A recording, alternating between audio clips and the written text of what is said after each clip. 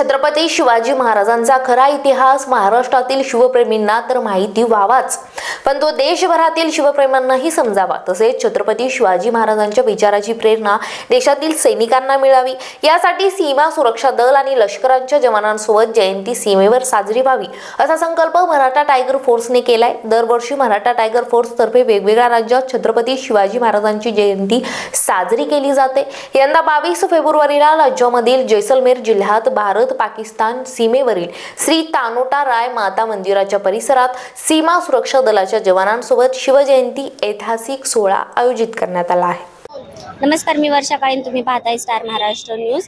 19 फेब्रुवारीला छत्रपती शिवाजी महाराजांची जयंती आहे। संपूर्ण महाराष्ट्रात महाराजांची जयंती पूर्ण जल्लोषात साजरा केली जाते। आपल्यासोबत काही संभाजी ब्रिगेडचे पदाधिकारी आहेत। सर, काय सांगाल यावेळी नेमकी कशी साजरा करणार आहात जयंती?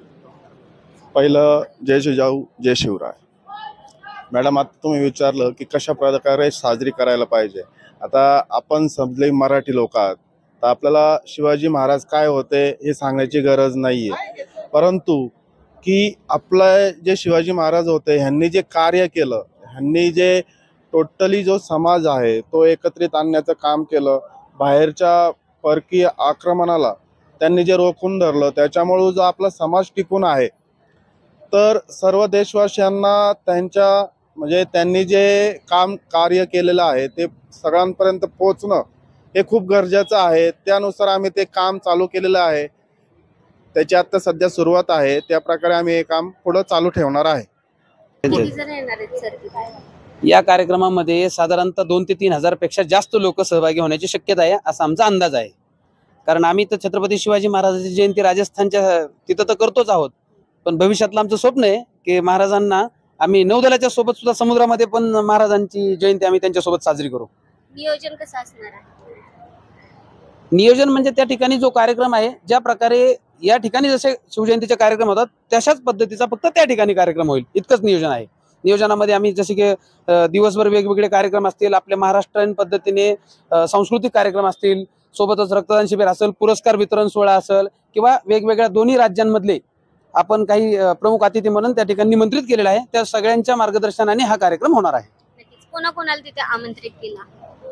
छत्रपती शिवाजी महाराजांचा जन्मोत्सव आहे, तिथल्या सगळ्या सामाजिक राजकीय क्षेत्रामध्ये काम करणारी मंडळी आहे, महाराष्ट्रातली सामाजिक क्षेत्रात राजकीय क्षेत्रात काम करणारी मंडळी आहे, आणि राजस्थानचे राज्यपाल हे तिथले प्रमुख अतिथी आहेत, त्यांच्याच अध्यक्षतेखाली तो कार्यक्रम पार पडेल। मला या माध्यमातून एवढीच विनंती करायची आहे की जो शिवप्रेमी आज महाराष्ट्रामध्ये शिवजन्मोत्सव साजरा करतोय, त्या तमाम शिवप्रेमींनी सुद्धा राजस्थानला आणि महाराष्ट्राच्या बाहेर सुद्धा हा शिवजन्मोत्सव सोहळा साजरा करण्यासाठी यावा आणि हा लोकोत्सव व्हावा, शिवजयंती उत्सव हा राष्ट्रीय सण व्हावा, अशी सरकारला सुद्धा या माध्यमातून विनंती आहे। त्यांनी सुद्धा तो मनावर घ्यावा अशी अपेक्षा आहे। नागरिकांना शिवजयंती निमित्त काय आवाहन कराल? छत्रपती शिवाजी महाराजांची जयंती 19 फेब्रुवारी हे आता जगमान्य झालेलं आहे। ज्याप्रमाणे संपूर्ण जगी तारखेवर चालतं, त्याप्रमाणे छत्रपती शिवाजी महाराजांची जयंती ही संपूर्ण महाराष्ट्रात तारखेप्रमाणे साजरी होत असताना आता तो लोकोत्सव झालेला आहे। त्यामुळं आज प्रत्येक घराघरामध्ये छत्रपती शिवाजी महाराज जयंती साजरी होत आहे। परंतु महाराष्ट्रात शिवजयंती साजरी न करता शिवाजी महाराज करतो अख्ख्या जगाला माहीत व्हावं, ह्या उद्देशानं गेल्या 4 वर्षापासून सातत्यानं मराठा टायगर फोर्स आणि त्यांना संलग्न असलेल्या संस्था ह्या महाराष्ट्राबाहेर सुद्धा शिवजयंती साजरी करत आहेत। आणि आता राजस्थानमध्ये पाकिस्तान भारत बॉर्डरवरती ही शिवजयंती साजरी होत आहे। त्यामुळे महाराष्ट्रातल्या तमाम शिवप्रेमींनी या शिवजयंतीमध्ये सहभाग घेऊन महाराष्ट्राचा जो अभिमान स्वाभिमान आहे तो जगाच्या कानाकोपऱ्यामध्ये या निमित्तानं पोहोचवण्याचं आवाहन करत आहे।